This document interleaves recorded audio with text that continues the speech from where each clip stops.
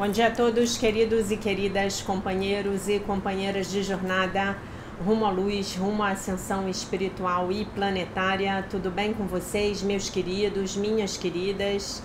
Então, hoje é sexta-feira, dia 12 de janeiro de 2023 e nós vamos juntos dar continuidade à nossa jornada de libertação, cura e ascensão através dos ensinamentos de Um Curso em Milagres.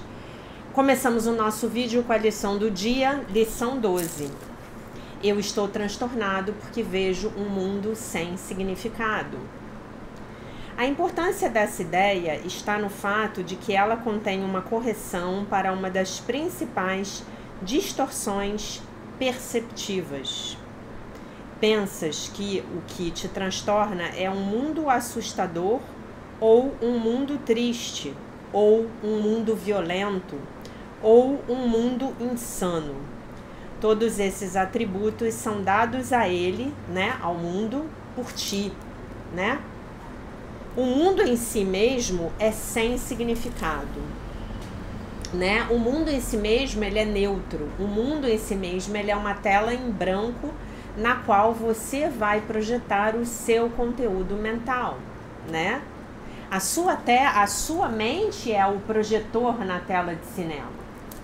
O mundo é a tela de cinema, Mas a sua mente é o projetor. Estes exercícios são feitos com os olhos abertos. Olha ao teu redor, dessa vez bem lentamente. Tenta compassar a ti mesmo de maneira que a passagem lenta do teu olhar de uma coisa para outra envolva um intervalo de tempo razoavelmente constante. Não permitas que o tempo da passagem venha a ser notadamente mais longo ou mais curto, mas tenta, em vez disso, manter, um compasso medido e uniforme do início ao fim. O que vês não importa. É isso que estás ensinando a ti mesmo ao dar a qualquer coisa sobre a qual o teu olhar pousar igual atenção em tempo integral. Esse é um passo inicial na aprendizagem de dar igual valor a todas elas. Ao olhar ao teu redor, dize a ti mesmo: eu penso que vejo um mundo amedrontador, um mundo perigoso, um mundo hostil, um mundo triste, um mundo perverso, um mundo louco. E assim por diante, usando quaisquer termos descritivos que possam te ocorrer. Se termos que parecem positivos em vez de negativos te ocorrerem, inclua-os. Por exemplo, poderias pensar num mundo bom ou num mundo satisfatório. Se tais termos te ocorrerem, usa-os junto com os outros. Podes ainda não compreender por que esses adjetivos agradáveis têm lugar nestes exercícios. Mas lembra-te de que um mundo bom implica em um mundo mau, e um mundo satisfatório implica um mundo insatisfatório. E aqui o verbo implicar, ele não tem essa proposição em, ele implica algo, ele é transitivo direto, Eu descobri isso há pouco tempo, mas aqui então está escrito errado, Então, um mundo bom implica um mundo mau, e um mundo satisfatório implica um mundo insatisfatório. Todos os termos que cruzarem a tua mente são sujeitos adequados para os exercícios de hoje. A sua qualidade aparente não importa. Certifica-te de não alterar os intervalos de tempo entre as aplicações da ideia para o dia de hoje ao que pensas que é aprazível e ao que pensas que é desprazível. Para os propósitos destes exercícios, não há nenhuma diferença entre eles.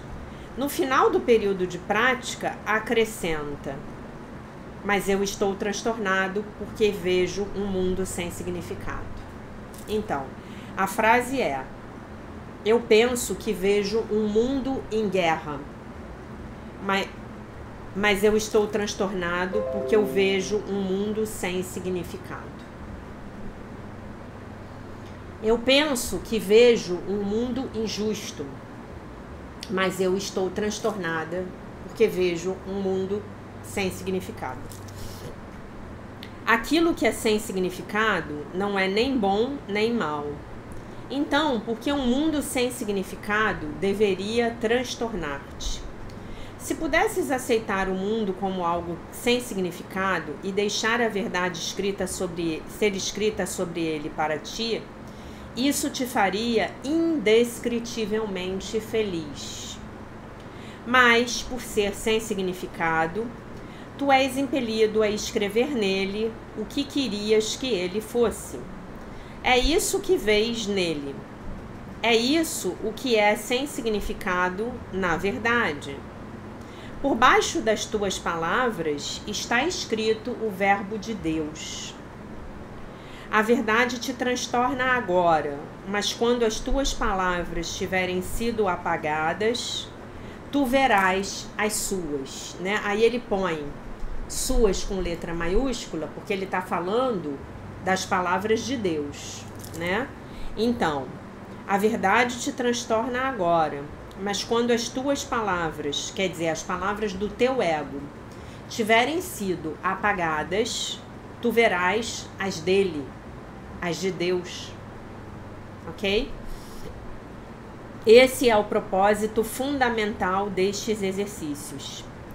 3 ou 4 vezes são suficientes para a prática da ideia para o dia de hoje.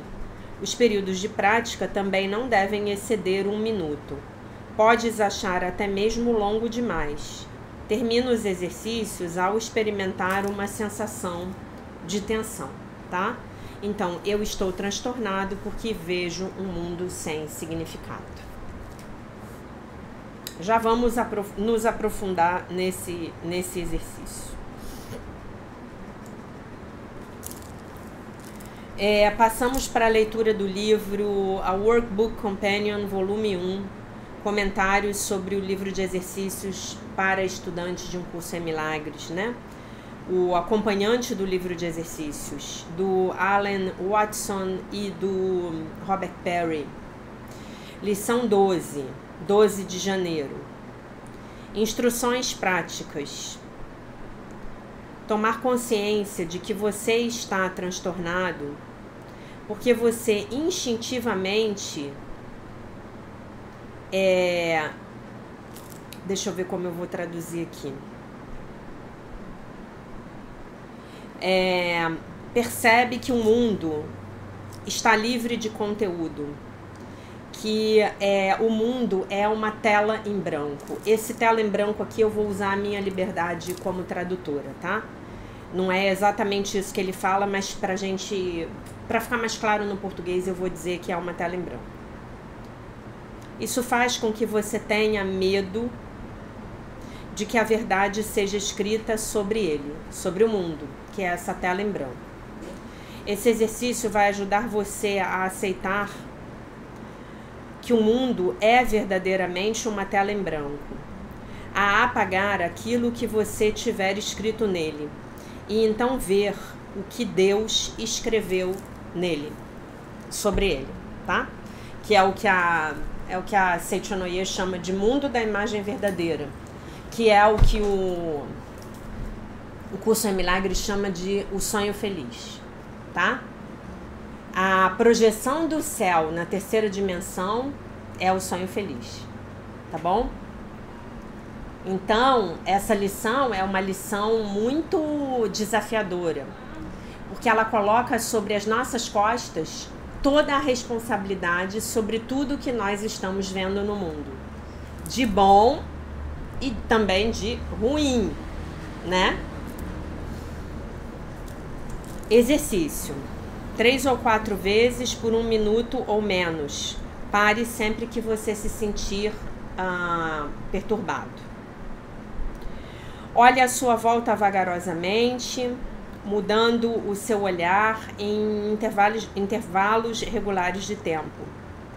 À medida em que você olha, diga: eu penso que eu vejo um mundo cheio de medo, um mundo perigoso, um mundo hostil e assim por diante.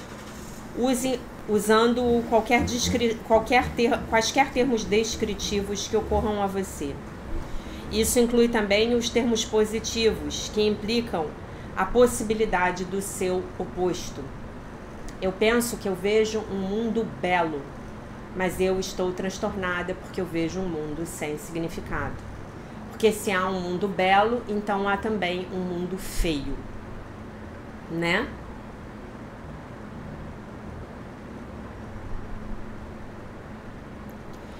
Essas sentenças implicam um mundo no qual tanto o positivo e o negativo estão presentes e lutam pela supremacia. Esse não é o mundo que Deus gostaria que você visse. Ou, para falarmos de uma outra forma, este é um mundo da dualidade. A dualidade é irreal. Deus não gostaria que você visse um mundo dual. O curso tem por objetivo nos levar para a consciência da unidade, da união com Deus, da integridade. Ao final, adicione, mas eu estou transtornado porque eu vejo um mundo sem significado. Então, no fim das contas, eu estou transtornada porque eu estou vendo essa tela em branco sem entender que sou eu que estou projetando o meu conteúdo mental sobre ela. Ok? Observações. Ao mudar o seu olhar,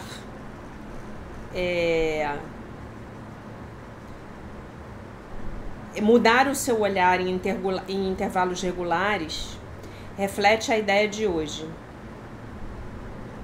Dar a mesma quantidade de tempo e atenção a cada coisa, ao dar a mesma quantidade de tempo e atenção a cada coisa, você ensina a si mesmo que as coisas que você vê são todas igualmente sem significado. E essa é a mesma coisa que a ideia de hoje está tentando ensinar a você, tá? Aí ele traz um comentário que eu particularmente achei fantástico e que me inspirou a fazer depois para vocês uma leitura, tá?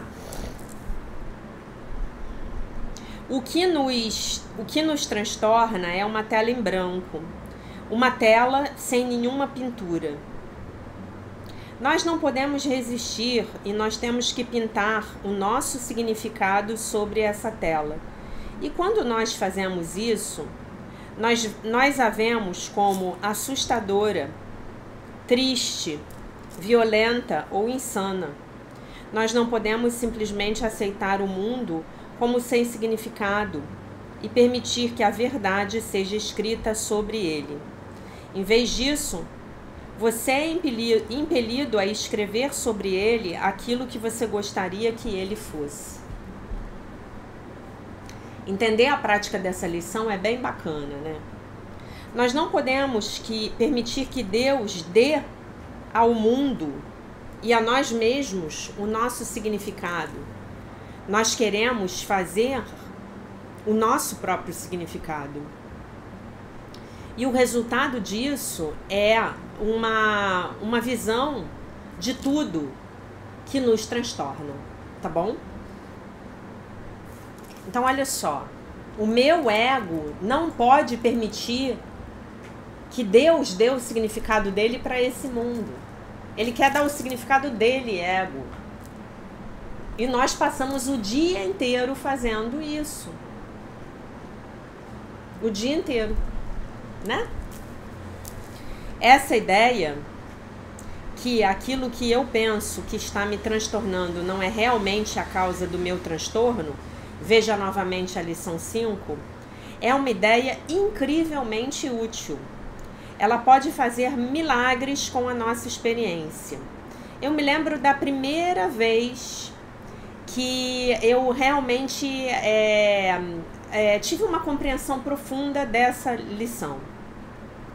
Eu tinha tido um desapontamento com a minha namorada. Um desapontamento no qual eu tinha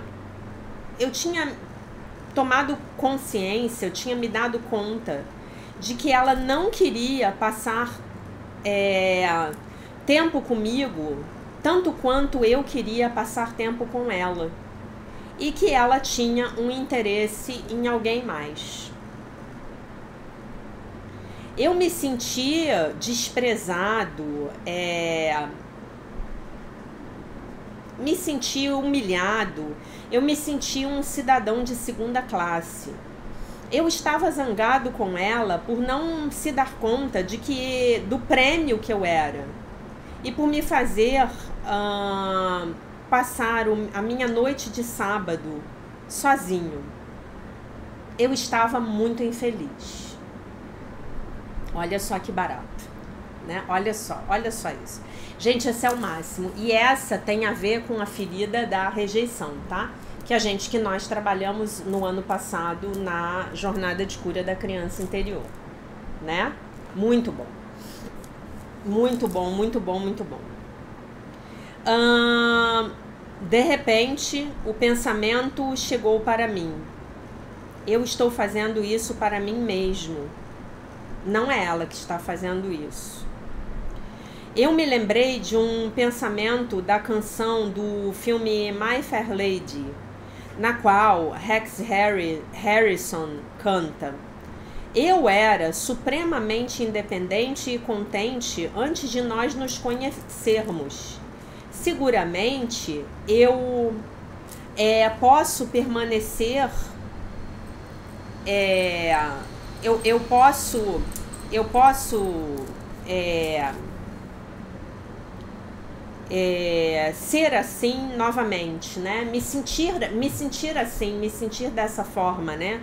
Supremamente independente e contente agora, novamente e agora. Eu tomei consciência de que eu estava escolhendo ver a minha namorada como a causa do meu transtorno, mas era a forma como eu estava pensando a respeito da situação que estava me fazendo infeliz. Se eu quisesse, eu ainda poderia ser feliz. E essa foi uma revelação grandiosa para mim. Eu não estava certo de se eu gostava disso, para ser honesto. Mas o meu guia interior, o meu sentido interior se mantinha me dizendo: nessa forma, né, de pensar, de ver as coisas, está a real liberdade. E esse foi um grande começo para mim. Permita que o mundo seja sem significado para você no dia de hoje. Não seja tão rápido em impor o seu significado sobre ele. Apenas permita que aquilo que seja apenas aquilo que seja o que é, sem nenhum significado, e permita que o Espírito Santo tenha uma chance de escrever o significado dele sobre esse acontecimento, essa situação, né? Quando as suas palavras tiverem sido apagadas, então você verá as dele. E esse é o propósito último desses exercícios, né? Ele está citando aqui a frase do exercício. Existe uma frase no livro-texto que caminha junto com essa linha, né? Que a gente acabou de ler. Uma frase semelhante a essa frase do livro de exercícios. Quando a sua paz é ameaçada ou perturbada de qualquer... Quando a sua paz for perturbada ou ameaçada de qualquer forma, diga a si mesmo: eu não sei o que é coisa alguma. O que coisa alguma, incluindo isso, significa. Desta forma, eu não sei como responder a isso. E eu não usarei o meu próprio aprendizado passado como a luz para me guiar agora, tá? E aí ele cita essa frase do capítulo 14 que eu vou me permitir ler para vocês em português, porque eu também sou filha de Deus, né, gente? Eu não vou ler isso em inglês mesmo, né? Que é a 1411, parágrafo 6.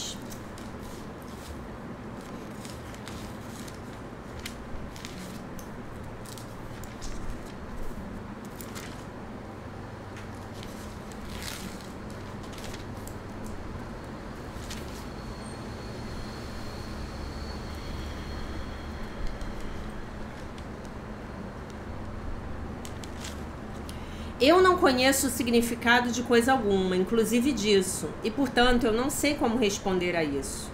Eu não vou usar o meu próprio aprendizado passado como a luz que há de me guiar agora. Com essa recusa de tentares ensinar a ti mesmo o que não conheces, o guia que Deus te deu vai falar contigo, o Espírito Santo. Ele tomará o seu lugar de direito na tua consciência, no instante em que tu o abandonares e o ofereceres a ele. Tá? O que é esse tu que abandona o lugar de direito desse meu guia interior? É o ego que está lá ocupando a cadeira que é do Espírito Santo, a cadeira do mestre, tá? Então eu vou ler de novo. Com essa recusa de tentares ensinar a ti mesmo que não conheces, o guia que Deus te deu, o Espírito Santo, vai falar contigo. Ele, o Espírito Santo, tomará o seu lugar de direito na tua consciência, no instante em que o teu ego o abandonares e o tomador de decisões o oferecer esse lugar ao Espírito Santo, tá bom? Então, eu achei esse exemplo que ele deu maravilhoso. Maravilhoso, né? O mundo é uma tela em branco e eu o estou pintando com as minhas cores. Se eu tô vendo o mundo como feio, amedrontador, apavorante, em guerra, meus queridos, então eu preciso reparar o meu conteúdo mental, tá? E isso aqui que ele fala é muito importante. Eu estava escolhendo ver a minha namorada como a causa do meu transtorno, mas o que estava me transtornando, na verdade, era pensar sobre a situação da forma como eu estava pensando. Então ele estava usando a atitude da namorada para reviver sem curar a própria ferida da rejeição, né? A namorada estava rejeitando ele? Sim, a namorada estava rejeitando ele. Mas a namorada só estava rejeitando ele porque, em primeiro lugar, ele se rejeitava a si mesmo. Então, o que a namorada mostrava para ele era a própria autorrejeição dele. E é isso que a gente faz. Ontem eu estava com uma aluna e ela estava me contando uma coisa muito legal, né? Ela tá com uma doença autoimune, e ela está buscando um tratamento natural para ficar boa dessa condição. E ela tem um par de médicos que insistem que ela tem que tomar uma medicação muito perigosa, extremamente, absurdamente cara, né?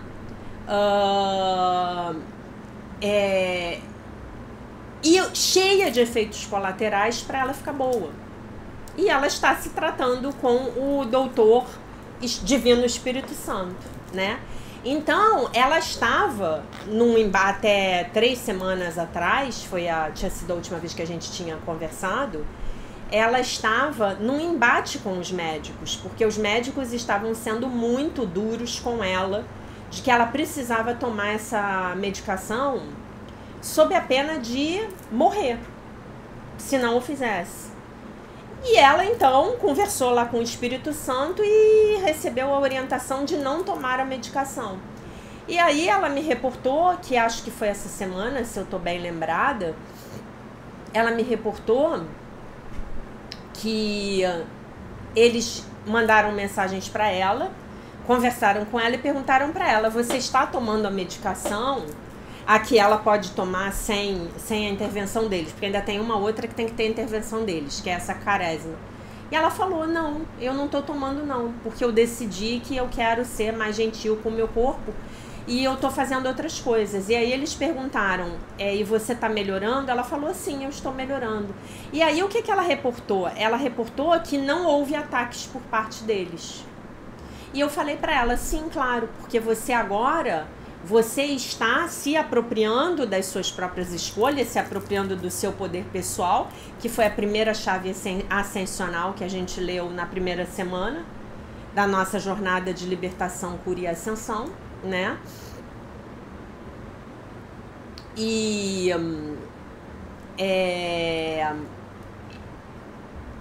como é que se diz? Você se apropriou do seu poder pessoal, você está se respeitando, está respeitando e obedecendo e sendo guiada pela voz que fala por Deus. Então eles simplesmente refletiram o seu autorrespeito de volta para você, né? E ela falou, uau, foi isso. Eu falei, foi isso que aconteceu, né? Então é isso. Se você ama alguém que está te desprezando, então esse alguém ele está refletindo de volta para você o seu autodesprezo.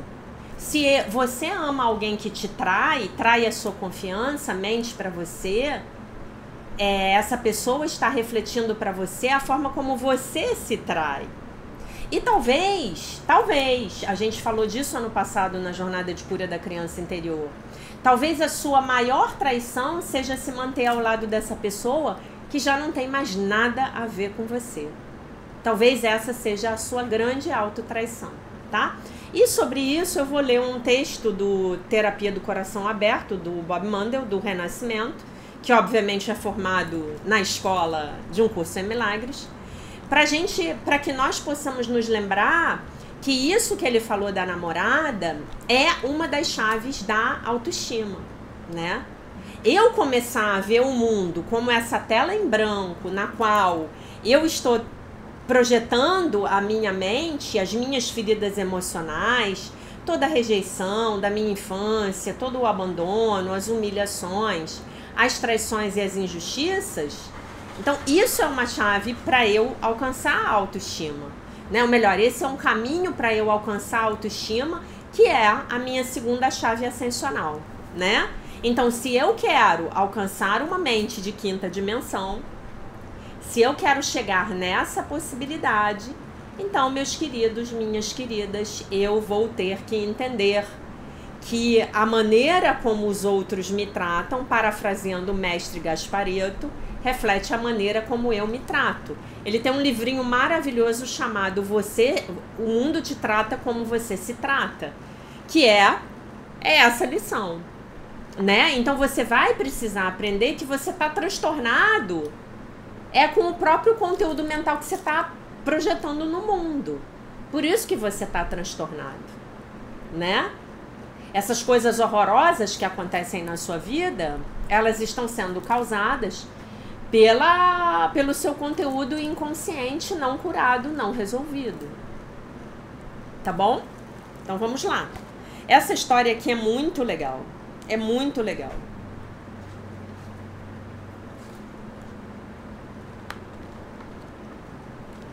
Ih, Jesus, será que eu perdi?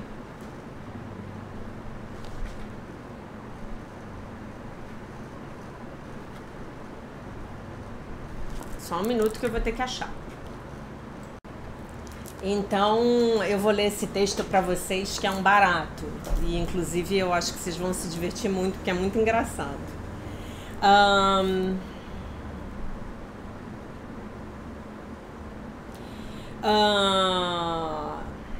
Toda rejeição é aceitação disfarçada.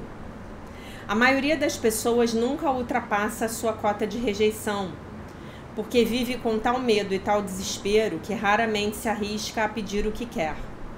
Eles se contêm com o pensamento de que se protegem, mas só protegem mesmo o seu próprio medo. Para vencer o medo da rejeição, é necessário se habituar a pedir o que se quer. Se você obtiver um não por resposta, localize e libere o pensamento negativo com o qual alguém, essa pessoa que está te dizendo não, está concordando. Aprenda a lição e siga adiante. Todo vendedor de sucesso lhe dirá que isso é verdade. Quando desvincular a sua autoestima, autoestima, a segunda chave da ascensão, da reação dos outros a você, estará bem no caminho de obter o que de fato quer. Lembro-me de quando decidi ultrapassar a minha cota de rejeição. Eu sempre pensara que não era bom o bastante. E eu era viciado em rejeição. A rejeição era a minha maneira particular de me torturar com a dor da minha própria inadequação. Por vezes eu tentava me livrar do hábito, deixando de pedir o que eu queria, o que me protegia do fracasso, mas me fazia perder algo valioso no processo. Num dia de outono de 1976, um amigo me sugeriu que eu talvez não tivesse sido rejeitado o bastante. Essa ideia tortuosa funcionou. Comecei a pensar que eu tinha uma cota de rejeição ainda não atingida e que quando fosse rejeitado o bastante perceberia que não era nada pessoal e começaria a me aceitar mal. Mas, seja como for, a ideia me intrigou e decidi testá-la fazendo uma pequena experiência. Fiquei na Quinta Avenida, na cidade de Nova York, e cantei toda mulher bonita que vi, até vencer o medo da rejeição.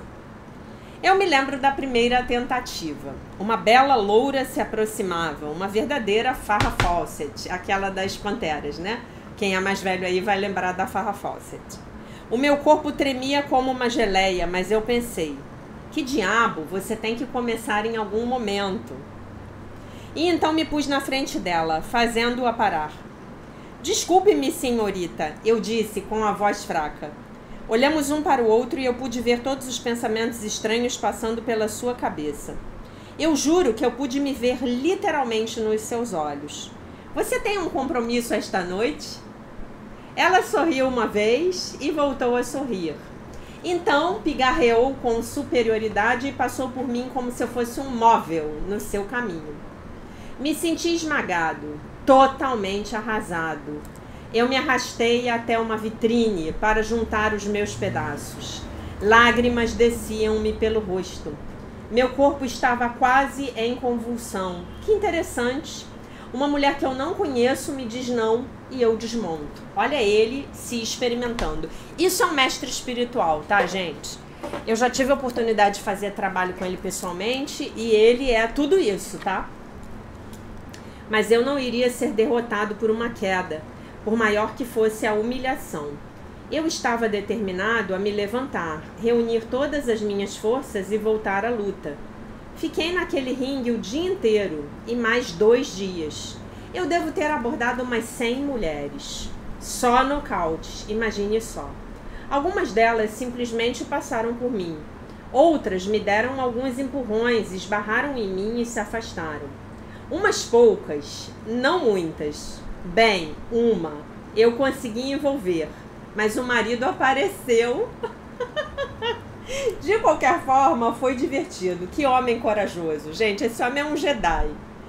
Depois de umas 70 mulheres, eu comecei a me sentir diferente. Quer dizer, a princípio, cada vez que eu levava um não, eu sentia como se fosse o fim do mundo. Mas depois já não doía tanto. Talvez eu estivesse esperando o pior e me desapontasse menos. Mas eu acho que era algo mais do que isso. Eu podia ver que todas essas mulheres que me diziam não, na verdade estavam me dizendo sim. Quer dizer, era eu quem me dizia não. Eu estava dizendo, Bob, você não presta. As mulheres que você quer sempre o rejeitam. Era isso que eu pensava de mim mesmo. As mulheres não estavam me rejeitando, elas estavam de alguma maneira estranha, concordando com a minha autoavaliação. Chegou ao ponto em que uma delas disse não e eu nada senti no meu corpo, isto é, nada negativo. Eu sorri e lhe agradeci e eu estava sendo sincero. Pude ver e sentir a profunda perfeição daquele não. O não era o não da mente dele. O não era o não que estava dentro da mente dele. As mulheres só estavam repetindo. O medo do sucesso é bem maior do que o medo do fracasso. Quando as mulheres diziam sim, eu era tomado por um novo tipo de terror.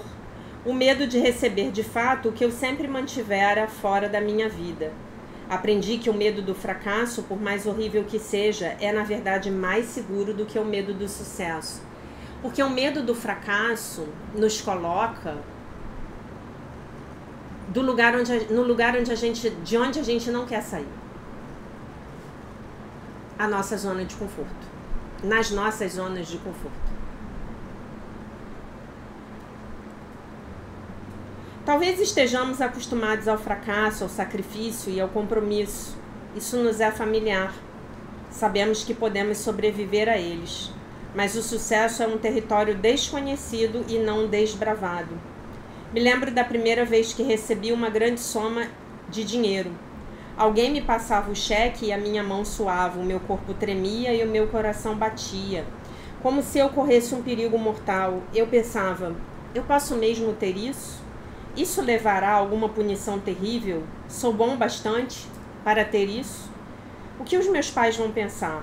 Lembrei-me, enquanto segurava o cheque e vibrava de alegria, da minha mãe me dizendo que só vivia para me ver ter sucesso. E aí eu pensei, será que ela vai morrer agora? E eu imaginei, ó Deus, posso mesmo lidar com isso? Eu tive até uma visão de um suicídio. O sucesso é o maior desafio ao seu impulso de viver. As pessoas reagem a nós como nós mesmos o fazemos. Encaremos, em geral, ficamos mais à vontade com a rejeição do que com a aceitação. Ela é mais familiar, uma velha amiga da qual podemos depender. Ser aceito é receber mais energia amorosa do que estamos acostumados, e isso pode nos deixar nervosos e retraídos. Um sentimento de domínio, de afundar na areia movediça, pode passar rapidamente por nós. A lição do amor não correspondido é valiosa se você se permitir aprendê-la. Se você se apaixonar por alguém que não sente o mesmo por você, você tem a oportunidade de aprender como dar amor livremente, sem esperar receber nada em troca. Amar sem amarras é amar incondicionalmente. Você pode libertar-se da necessidade da dependência e da solidão que ainda associa com o amor, quando alguém parece rejeitá-lo. Toda rejeição o ajuda a aceitar-se de maneira mais completa. A rejeição é uma oportunidade para você amar a si mesmo de modo mais pleno. Por outro lado, quando alguém se apaixona por você e você não sente o mesmo, você tem a oportunidade de receber amor sem se sentir obrigado. Você pode dizer à pessoa como se sente exatamente, permitindo-lhe sentir-se como ela se sente e relaxar. O amor nem sempre tem de significar algo significativo. Eu adoro essa frase dele. O amor nem sempre tem de significar algo significativo. O amor não o faz devedor de ninguém. Receber amor livremente dá ao doador o prazer de saber que o seu amor é bom bastante e atingiu o alvo. Dizer sim quando quer dizer sim e não quando quer dizer não cria uma maior alegria no seu coração e uma maior clareza em seus relacionamentos. Dominar a parte doadora do receber e a parte receptora do dar restaura a integridade do seu coração, superando a necessidade de competir no seu relacionamento. O amor próprio é uma expressão redundante, porque num certo sentido o eu é amor. O eu verdadeiro é amor. O amor próprio é apenas a experiência de si mesmo sem nada no caminho. Se você experimentasse a si mesmo sem julgamentos, sem o ego, reservas ou considerações, gostaria naturalmente de si. Se parasse de comparar-se com os outros e se experimentasse tal como é, você gostaria naturalmente de si. Se parasse de tentar agradar os outros na esperança de que a sua aprovação faria tudo ficar bem com você, você gostaria naturalmente de si. É perfeitamente natural gostar de si mesmo. Aí ele continua, Eu não vou ler mais porque a gente tem tempo aqui, Então é isso. Se você em algum momento, e claro que isso aconteceu com você, senão você não estaria aqui comigo, experimentou rejeição, abandono, traição, humilhação, injustiça na sua vida e especialmente começando lá na sua infância, então o que é importante que você entenda? Que tudo isso foi absolutamente simétrico e proporcional ao que estava acontecendo dentro da sua mente de você em relação a você. Você é quem se rejeita. Você é quem se abandona. Você é quem passa o dia inteiro se humilhando, se diminuindo, se comparando com os outros desfavoravelmente. Ou mesmo que seja favoravelmente, é uma máscara. Essa parte sua que se compara com o outro favoravelmente, eu sou o máximo, o outro é um merda. Desculpa, falei palavrão, né? É a parte de você que acha que... É a parte de você que é o ego, é a máscara do ego, tá? Então, se você passa o dia inteiro se injustiçando e se traindo, é isso que você vai receber do outro. Na exata medida. Jesus tem uma frase exata onde ele fala sobre isso, né? Ele fala exatamente essa frase no Evangelho. E então, eu parei o vídeo aqui para poder ler para vocês, né? Prestai atenção no que ouvis, com a mesma medida com que medirdes, também vós sereis medidos, e vos será dado ainda mais. Então,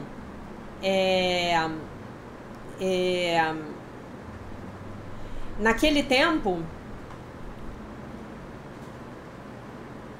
deixa eu ler a frase inteira.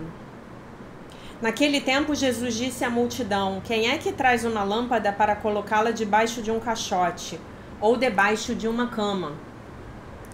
Ao contrário, não a coloca num candeeiro? Assim, tudo o que está escondido deverá tornar-se manifesto, e tudo o que está em segredo deverá ser descoberto. Tudo o que está no inconsciente deverá ser trazido à consciência. Se alguém tem ouvidos para ouvir, ouça. Jesus dizia ainda: prestai atenção no que ouvis. Com a mesma medida com que medirdes, vós também sereis medidos, e vos será dado ainda mais. Ao que tem alguma coisa, será dado ainda mais. Ao que não tem, será tirado, até mesmo o que ele tem. Então a reflexão é: seremos julgados com a medida com que julgamos. Seremos julgados pelo outro com a mesma medida que estamos nós julgando. E quando nós julgamos o outro, isso também é verdade. O julgamento que eu faço do outro é, na verdade, um reflexo, uma projeção do julgamento que eu faço de mim mesma. E aquele que tem, lhe será dado ainda mais. E ao que não tem, lhe será tirado o pouco que tem. Aquele que tem consciência de algo, lhe será dada mais consciência. E aquele que não tem, a pouca que tem lhe será tirada. Por quem? Pelo ego. Tá? Então, essa é a explicação metafísica da frase de Jesus, que tem tudo a ver com essa lição. Eu estou transtornado porque eu vejo um mundo sem significado. Né? Um mundo sem significado que eu tô criando a partir da minha mente errada, com o meu ego. Tá? E para finalizar o vídeo, eu vou ler um textinho pequenininho aqui pra gente finalizar o capítulo do Dr. Joshua David Stone, tá? O verdadeiro eu, a consciência causal, a consciência da mente que causa, que tem tudo a ver com a lição de hoje, né? A mente que causa é a mente que está me mostrando, ou melhor, a mente que causa está criando um mundo de guerra, um mundo de medo, um mundo de roubo, de desigualdade, de injustiça, tá? Então, o verdadeiro eu, a consciência causal. Ainda que você tenha dentro de si tanto um eu criança quanto um eu pai, estamos na criança interior, né? É importante perceber que o verdadeiro você não é nem o pai e nem o filho. O verdadeiro você é a consciência, ou o eu, que decide que tipo de dinâmica pai-criança você cria dentro de si mesmo. O verdadeiro você é o eu observador, que é o controlador e diretor, o causador, aquele que decide. A chave para ser diretor é compreender a necessidade de se desidentificar do conteúdo da consciência. Você não é os seus pensamentos, você não é as suas emoções, você não é o seu corpo, você não é o seu comportamento, você não é as suas ações, a sua personalidade, os seus erros, acertos, capacidades, o seu passado, o seu futuro, nem as suas crenças. Você é a essência e não a forma. Você é a consciência e não a criação. Você só pode dirigir e controlar aquilo em relação a que você se desidentifica. Em outras palavras, o seu senhor será aquilo a que você, como consciência ou eu, está identificado. Então, se eu estou identificada com o meu ego, eu sou o meu ego, eu sou esse corpo. Eu só vou cuidar de comer, beber, dormir, me reproduzir, me abrigar, me proteger, fugir, lutar. Vivendo neste mundo, você precisa lidar com a forma. É por isso que é fundamental escolher a forma de criação que você proporciona a si mesmo. Essa relação pai interno, criança interna, que eu, nesse caminho de evolução, estou construindo. Por isso que a gente precisou fazer a jornada de cura da criança interior antes de falar de ascensão, tá? Eu não sabia, mas o Espírito Santo sabia de tudo. Ele estava montando o currículo dessa nossa faculdade de um curso em milagres aqui no nosso canal crístico, né?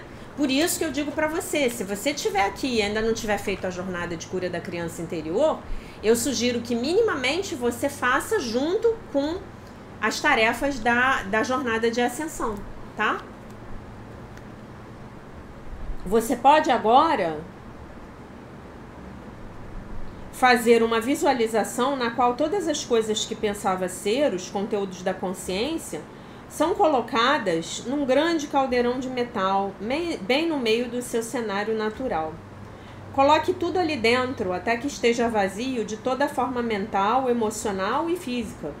Tudo o que resta é um centro de pura consciência, perfeitamente vazio.